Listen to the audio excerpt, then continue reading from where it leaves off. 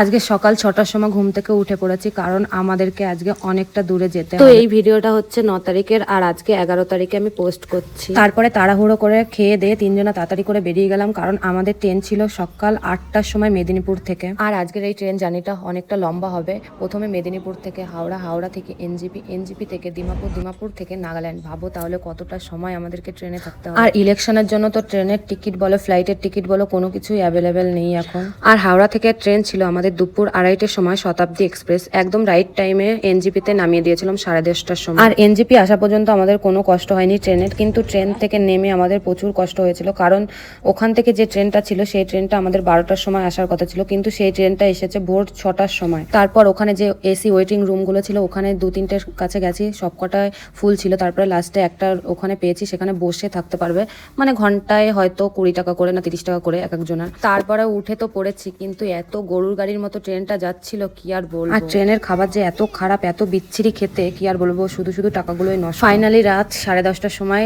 ডিমাপুর স্টেশনে নামলাম। তারপরে ওখান থেকে একটা গাড়ি ভাড়া করে হোটেলে আসলাম। আর হোটেলটা আগের থেকেই বুক করা ছিল, কারণ এখানে 8টার পরে কোনো কিছুই হয় না।